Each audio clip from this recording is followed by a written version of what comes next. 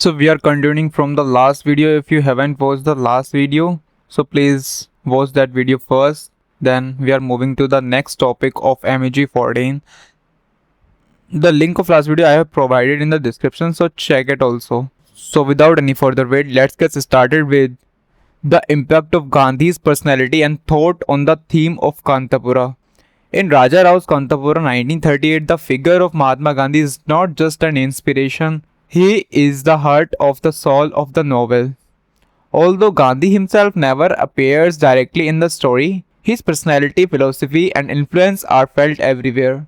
His ideas drive the plot, shape the character, and inspire the villagers to transform their lives. Raja Rao shows that Gandhi's thought touched even the most remote parts of India, awakening a sense of self respect, courage, and unity among the people.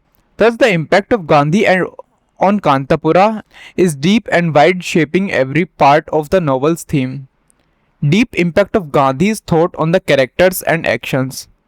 The most obvious way Gandhi impact is shown is through the characters of Murthy, who becomes Gandhi's true followers. Murthy gives us wearing foreign clothes, promotes the spinning of khadi, fights against untouchability, and spread the idea of satyagrah, peaceful resistance in the village. His action mirror Gandhi's real life campaigns.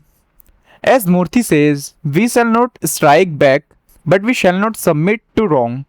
This captures Gandhi's spirit of non-violent resistance. Through Murthy, Raja Rao shows how Gandhi's thought transformed individuals. Murthy moves from being ordinary Brahmin boy to a spiritual leader on his village. His personal change reflects the wider change Gandhi wanted for the entire country. Even the common villagers like Rangamma, Ratna and others observe Gandhi's teaching. They start participating in protests, facing police brutality bravely, and challenging old customs like caste divisions. The women's active role in the movement also reflects Gandhi's emphasis on including all sections of society in the freedom struggle. Let's discuss the wide impact of Gandhi's philosophy on the themes. Gandhi's influence is not limited to politics. In the novel, it goes much deeper into social and spiritual life too. Number 1. Social reform. The fight against untouchability is an important part of the novel. Just as it was in Gandhi's mission, Murthy's attempt to allow pariahs into the temple creates conflict but also shows the beginning of a new equal society. As Murthy tells the villagers, we are all one, we are all the children of Shiva. Number 2. Spiritual awakening. The novel shows that Gandhi's call was not just for political freedom but also for moral and spiritual purification. The villagers view Gandhi almost like a divine figure, a modern avatar. Achakka says Gandhi is like a Mahatma who will save us. This religious devotion shows that for the villagers, the independence movement was also a kind of spiritual journey. Number 3. National consequences. Before Gandhi's idea come, the villagers live only in their small worlds. After hearing about Gandhi and the large freedom struggle, they start seeing themselves as a part of a bigger national movement. This shows how Gandhi's thought winded their worldview. Thus, the impact of Gandhi is seen in the political, social, and spiritual awakening of the Kanthapura. In conclusion, the impact of Gandhi's personality and thought on Kanthapura is total and overwhelming. Without Gandhi, there would be no Murthy, no village uprising, and no deep questioning of old traditions. Raja Rao shows how Gandhi's message gave the Indian masses a new voice and a new hope. Gandhi's influence runs deep into the hearts of individuals and wide across the entire village, transforming not just the fight against the British but also the soul of India itself. Thus, in Kanthapura, Gandhi is more than a man, he is a symbol of India's spiritual and political rebirth. Move to the next topic, how Raja Rao conveys the spirit of Indian life in Kanthapura through a foreign medium. Kanthapura in 1938 by Raja Rao is one of the finest examples of how Indian life, with all its richness, spirituality, and complexity, can be expressed through the English language, a medium inherited from the colonial rulers. Although English was a foreign tongue, Raja Rao adapted it to capture the rhythm, feelings, and spirit of Indian culture. In his famous preface to Kanthapura, Raja Rao himself said, "One has to convey in a language that is not one's own the spirit that is one's own." Thus, Raja Rao did not simply translate Indian life into English, he reshaped English itself to South Indian. How Raja Rao achieved this? Number 1. Indianizing the English language. One of the most important ways to Raja Rao conveys the Indian spirit is by modifying the English language. He blends English to imitate the flow of Indian speech. Using long flowing sentence repetitions and Indian phrases, the narration often sounds like someone telling a story aloud in a village, full of pauses and exclamation. For example, Achakka, the old woman narrator, speak in a tone that feels natural to an Indian ear, and the main line is this. And so, when the Mahatma said, "We should all spin," why we spun, and we wove cloth, and we wore cloth. This style makes English feel warm, familiar, and rooted in Indian soil. Number 2. Use of Indian terms and cultural references. Raja Rao freely used Indian words like satyagrah, dhoti, pariya, puja, betel leaves without always transforming them into English. This keeps the flavor of Indian life intact.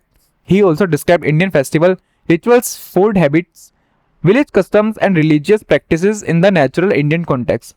For intense description of temple ceremonies, fasting, storytelling sessions, and even gossip sessions under the village tree create a strong sense of Indian everyday life. Number 3. Reflection of Indian social and religious life. The spirit of caste hierarchy, religious devotion, and community life is deeply woven into the novel. Raja Rao shows how deeply spirituality is rooted in the Indian villagers' lives. Even political action like fighting and British are seen in religious terms. Gandhi is often compared to mythological heroes, and freedom is imagined as a kind of divine blessing. Achaka says Gandhi is the new Rama who will save Sita, our India, from the Ravan of foreign rule. This blending of myths and modern politics gives the novel a truly Indian soul. Number 4. Oral storytelling tradition. Kanthapura reads like a story being told by grandmother to a gathering of villagers. This oral storytelling style is a very Indian way of narrating events, and Raja Rao keeps this feeling alive. Even though he writes in English, the narrator often disagrees, offers personal comments, and uses repetition, all features of Indian storytelling. In conclusion, Raja Rao's Kanthapura is a brilliant example of how a foreign language can be made Indian in spirit through Indianized English, cultural references, social customs, mythological imagination, and oral storytelling. Raja Rao successfully captures the true life and spirit of India.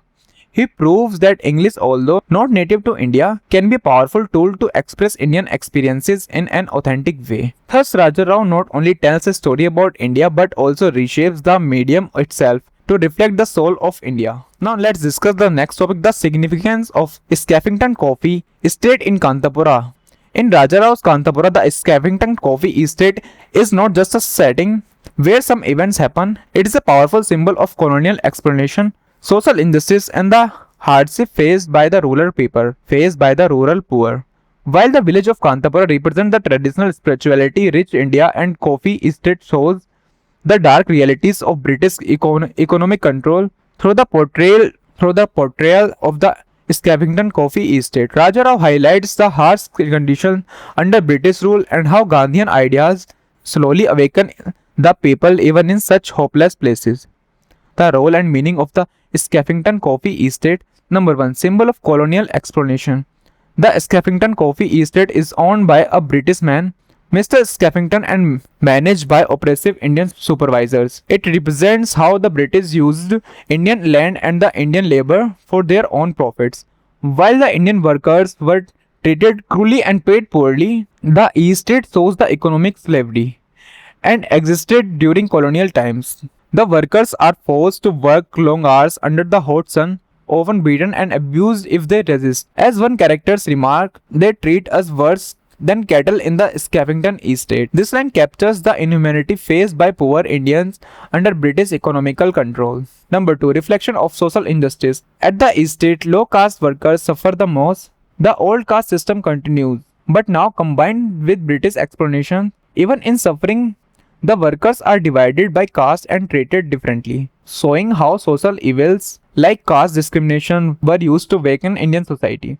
Thus, the coffee estate becomes a symbol of both colonialism and caste oppression. Number 3. Awakening of political consequences. The Skeffington Coffee Estate also became a place where Gandhian ideas slowly reached the oppressed. Murthy and other freedom fighters tried to spread Gandhi's message to dignity and non-violence. Among the workers, they realized that their suffering is not because of fate, but because of unjust system that must be challenged. The estate workers began to understand that, as Gandhi said, Swaraj is the birthright of every Indian. Thus, the estate also represents the birth of political awareness among the rural people.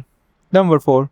Contrast with Kanthapura village. The peaceful and traditional life of Kanthapura village is sharply contrasted with the harsh and dehumanized as the Skeffington estate. Kanthapura stands for faith, hope, and unity. The estate stands for desire, despair, oppression, and disunity. The contrast strengthens and the novel's overall message that India's true spirit must resist and overcome colonial injustice.